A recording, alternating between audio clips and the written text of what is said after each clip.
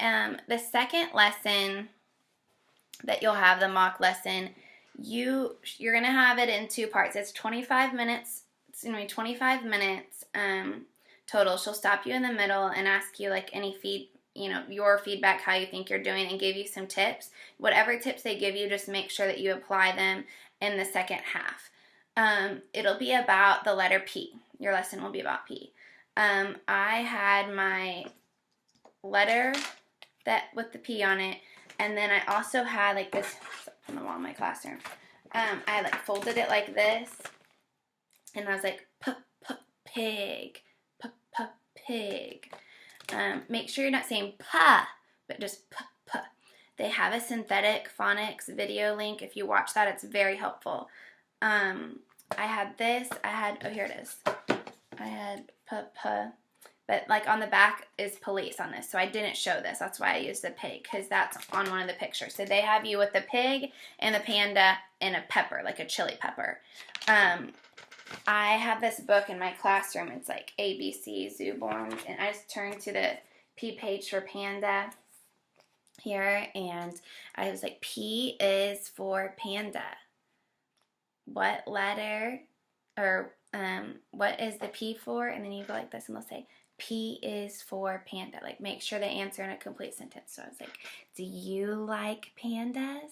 Do you like pandas? She'll say yes, because they do over there. So, and you say, me too. You could say, I think they have this on the last slide where there's actually a photo of the panda. I did it with this just because I was introducing it. I went ahead and asked her here instead of at the end, what colors are the panda? She said black and white. I'm like, yes. She said black and white. And I said, you can say the panda is black and white. And then she said, the panda is black and white. You're like, good job. Give her whatever your reward. Chant on one of them that's going to be like, apple. Ah, ah, ah. I don't remember what the other one was. Like, banana. B. Make sure you say the sound. They've got like the slanted lines. Make sure you say the sound and not the letter. And I knew that, but then when it was like A and M and B and maybe something else, when I got to the B, I said B.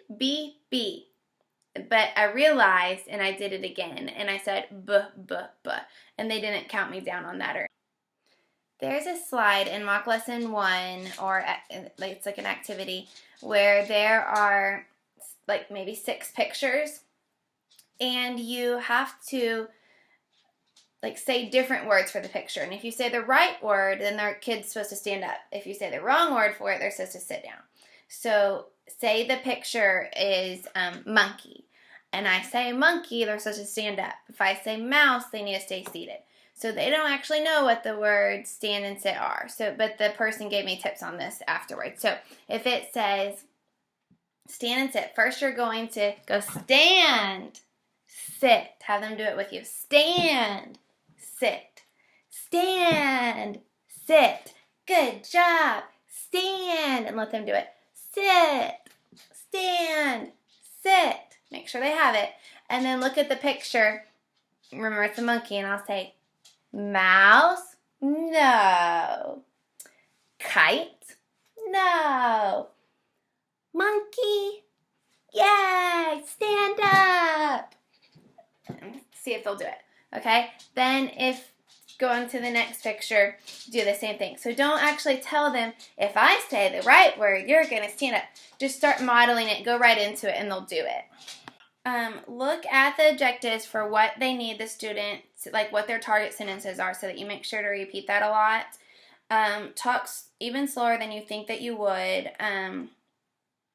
Use your hands. I use a lot of this for when you want them to repeat something, this to show them what you want them to say. What do you see? What do you see? When they do something right, you can say high five or pound it, and they'll do it. If they're like looking away, say let me see your eyes. when you're talking about the rewards, say today when you listen, watch, and speak, you'll earn a tooth, or whatever your reward is.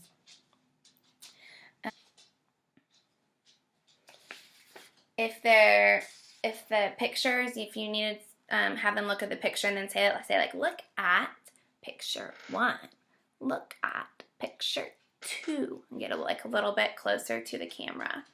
So that one is the letter P, and then your second mock lesson is in 2 parts. I misunderstood this. I thought that since it was 2 separate lessons and they were 2 separate kids, that it was going to be 25 minutes and 25 minutes, but that's not the case. So you have a lesson about the letter X, and it's like how the words end with letter X, like the sound x, x, and then like ox and fox. My letter card, the letter F, happened to have a fox on the back, but I think ox. And then they stretch out some things like tax. So that's a 5-year-old kid, kind of like what you've done before, but the letter X. So it's a little bit harder. But then they'll stop you, give you feedback, and then the next part is whatever time you have remaining out of the 25 minutes. And that was hard for me because I accidentally used 17 minutes on the first segment, and I only had 7 minutes and some odd seconds or something left for the My Country, My Culture one, which is that like they're pretending to be an 8-year-old child, and it's a more advanced lesson. You don't have to talk as much, but they have to read through a lot of stuff and you ask them questions. And definitely watch your timing on that one, because I didn't get through the last part. I really didn't know if I was going to get hired because she just like wasn't impressed, it didn't seem like. But she kept asking me questions in that one, like, what government? What is government? And then I had to explain it, and then she'd be like, represent? What does represent? Even though it said it on there. So it was like, she knew the girl knew that I didn't only had 7 minutes, but then she kept asking me stuff, like a kid would, I guess.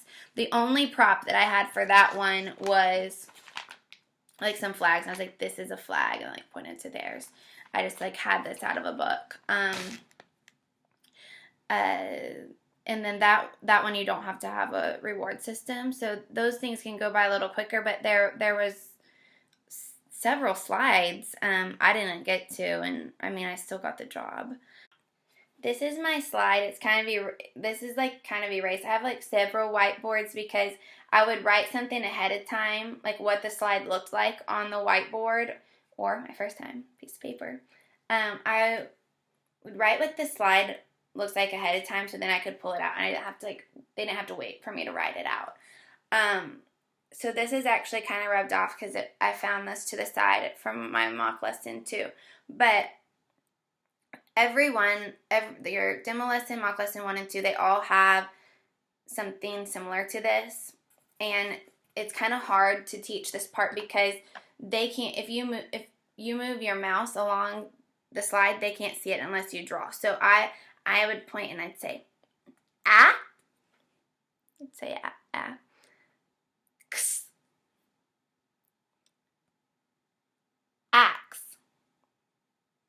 See if they can put it together before you say it, though. Like, just point to it. Axe.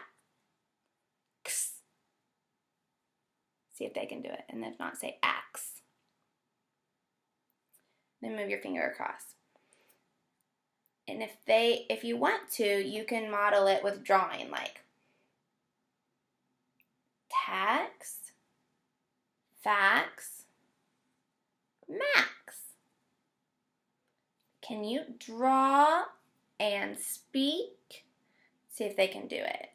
Or you could just say tax, fax, max. But they do want you to like see how much the kid can do. There is one slide I had a question about, and I asked the practicum girl before it started on what to do, and she told me. So if there's a slide you have a question about, when they ask you if you have any questions, ask them, like, what would you do for this slide? I wasn't sure. But it says, I think memory game or something, but it's really memorization. It's not the traditional memory game that we know where because there's 6 cards and they have pictures or a letter on them. I thought that you would try to like flip them and see if they can match, because the next slide there's 6 blank cards and the top slide there's 6 with the pictures. You go through the cards and have them read them, and then when they go to the next one that's blank, and this won't make sense till you look at it, but when it's blank they have to remember, like try to memorize what it was in order. So if it was ox, fox, X, fox, ox, pretend it was something like that. I don't know if that's the exact order. So go do the first line together, do it again, then do the next line, then try to read all 6 together. X, fox, ox, X, fox, or sorry, X, whatever, you know what I mean. And then when you go down to the next one, say, ooh, can you remember X? Well, what comes next? See if they can do it right, and then check it. Go back to the previous slide and check it and see if they memorized it correctly or not, if you need to go over it again. Don't spend a lot of time on that though, but that's just, one thing that I had a question about. Even if you get feedback that you're kind of not really sure about, like, don't get discouraged, because, okay, the mock lesson 1, mock lesson 2, I had American girls that were like teachers and also this like practicum evaluator thing. And the second girl, they both told me my like area was too dark. I don't know if it was just like the color of my wall, but I was also doing it at night to brighten up your area a bit. But the second girl, she was like, I'm pretty sure that you said a dissertation on that last slide. You didn't need to say all that you said in the directions. We still got the job. And I was like, well, do you feel like you saw what you needed to see for me to move on to, getting hired? And she said, yeah, I saw everything that I need to see. Just work on that. I hope that this has been helpful. My main advice really is to go in to the portal, click enter, and follow those directions I gave you the first time about accessing the PowerPoint and running through your timing, because the timing really, it was the biggest thing for me. These videos are kind of like my ramblings or mumblings about what I wish I had known, but I hope that it was helpful for you. I know you're going to do great. They are very desperate for teachers right now because of how fast the company's growing, something like 40% a month since August, since Kobe Bryant invested $100 million. There's been a lot of changes and a lot of growth. So this could be a huge opportunity for you. And remember, when you are hired and teach your first class, we'll both get $25 on our next check. Now, I thought, I shared this in that group and made these videos, and then I found out today when I figured out how to get into the support portal thing, it's not just $25 though. We both get $25, but when you refer somebody, the base rate is $50 a referral. On top of what you get paid to teach and tutor and, not have to leave your house. That's amazing. And then $25 extra for both of you in the month of March. How phenomenal is that that's how, they're rewarding us for sharing what we love about VIPKID.